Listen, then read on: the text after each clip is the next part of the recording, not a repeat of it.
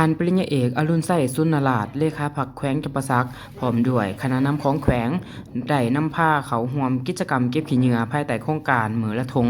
บริเวณแคมป์แม่น้ำของอยู่นครปักเซ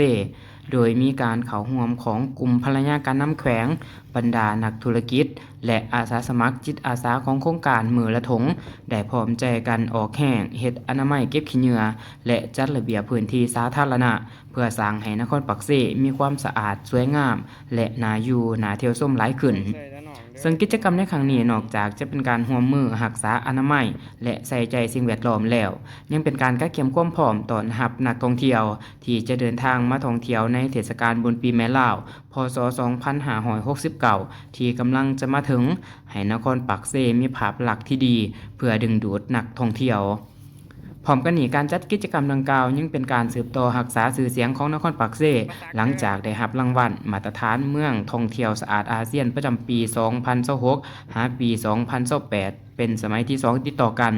ซึ่งได้มีการประกาศผลในงานมหกรรมท่องเที่ยวอาเซียนในวันที่ 30 มังกร 2026 ที่ผ่านมาที่ประเทศฟิลิปปินส์ซึ่งเป็นการยืนยันถึงความโดดเด่นของนครปักเซทางด้านสิ่งแวดล้อมความเป็นระเบียบและมาตรฐานการบริการพร้อมเดียวกันกิจกรรมนี้ยังเป็นการสร้างขบวนการคำนำรับตอนวันครบรอบ 70 ปีของการสร้างต่างพรรคประชาชนปฏิวัติลาวที่จะมาถึงนี้โดยได้สร้างบรรยากาศให้มีความคึกคืนและปลุกระดมให้ทุกภาคส่วนพร้อมใจกันรักษาอนามัยและปกปักรักษาสิ่งแวดล้อมเพื่อให้บ้านเมืองมีความสะอาดสวยงามและพัฒนาอย่างยืนยงการที่ท่านได้มาร่วมกิจกรรมมื้อละทงในครั้งนี้มีความหมายและความสำคัญแนวใดต่อการรักษาสิ่งแวดล้อมอยู่แขวงจำปาสักของพวกเราเจ้าพระเจ้าแนะนำผู้อาสาสมัครผู้หนึ่งก็มีความภาคภูมิใจและก็ดีใจที่ได้มีโอกาสเข้าร่วมกิจกรรมที่สำคัญนี้เพราะว่ากิจกรรมการรักษาความสะอาดความสวยงามนี้มันก็นอนในแผนพัฒนาเศรษฐกิจสังคมแขวงโดยเฉพาะเป็นพัฒนานครปักเซให้เป็นนครสีเขียวฉะนั้นข้าพเจ้าในนามเป็นอาสาสมัครคนหนึ่งข้าพเจ้าก็อยากเรียกร้องสังคมนำกันหลายคน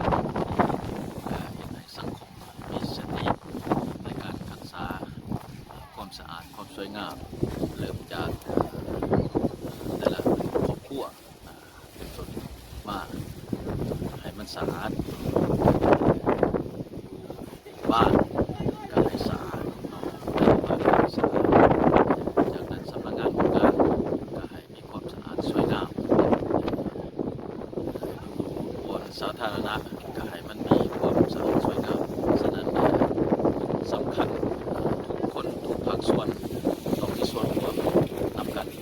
ในแต่ละวันนี่แหละปัญหาสำคัญคนละทงอันนี้ก็เป็น